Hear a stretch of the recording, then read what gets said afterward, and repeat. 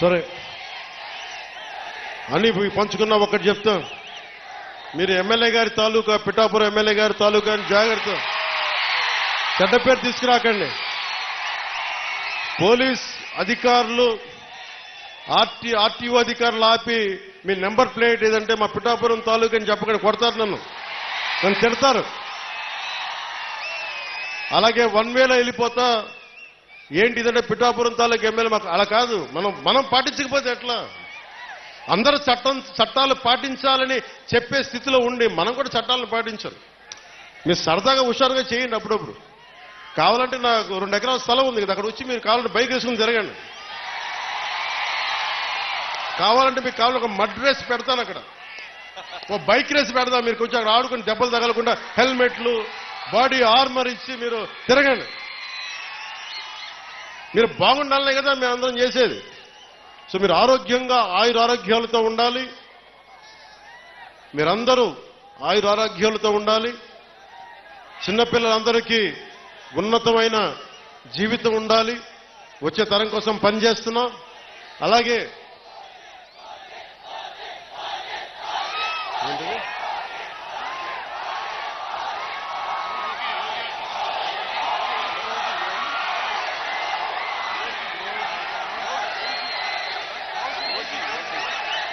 ఓజీయా సినిమాలు చేసే టైం ఉందంటారా? ఇప్పుడు ఎలాగా మాట ఇచ్చాం కాబట్టి ముందు ఒక 3 నెలలు మీ కనీసం మీరు నన్ను తిట్టకూడదు. కనీసం ఒక్క రోడ్డు గుంతలు కూడా వేయలేదని తిట్టకూడదు కదా మీరు నన్ను. కనీసం గ్రామాలకి కొత్త రోడ్ల కంటే ముందు రోడ్లు గుంతలు పూడ్చి, పాట్ హోల్స్ పూడ్చి మళ్ళీ మీరు తిట్టకూడదు కదా. నిన్ను ఎందుకుంటే మళ్ళీ నువ్వు వెళ్ళి ఓజీ చేస్తామని మనల్ని క్యాజీ అంటే మరి నేనేం చెప్పను. ఒక భయంతో మా నిర్మాతలు కూడా చెప్పాను, కొంచెం క్షమించాలి. మా రాష్ట్ర మా ఆంధ్ర రాజ్య ప్రజలకి మేము కొంత కనీసం సేవ చేసుకొని కుదిరినప్పుడల్లా ఒక 2 రోజులు 3 రోజులు మీకు షూటింగ్ చేస్తాను, ఎక్కడ పనికి అంతరాయం రాకుండా. ఓజీ చూద్దరు గారు బాగుంటుంది.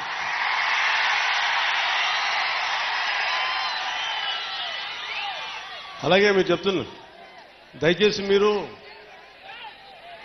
మనం గెలిచాం కదా అని చెప్పి గత ప్రభుత్వ నాయకుల్ని కానీ వారి కార్యకర్తల్ని కానీ దయచేసి దాడులు కానీ ఇవన్నీ చేయకండి, వారిని హింసించకండి. కనీసం సోషల్ మీడియాలో పోస్టులు కూడా పెట్టకండి. వాళ్ళు చేసిన తప్పు మనం చేయదు ఎవరిని. ఎందుకంటే మరీ చట్టాలని అధిగమించి కొంతమంది చేసి ఉండొచ్చు. అది పెద్దలు పివి నరసింహారావు గారు చేసినట్టుగా చట్టం తన పని చేసుకుపోతుంది. అందుకని మనం మటుకు దయచేసి ఎవరిని కక్ష సాధింపు చర్యలకి తీసుకురాకండి, అది మనకి మంచిది కాదు, మనం చేయొద్దు. అందుకని మీ అందరికీ సర్వం ఇప్పుడు సుఖం కలగాలి, మీరందరూ క్షేమంగా ఇంటికి వెళ్ళాలి.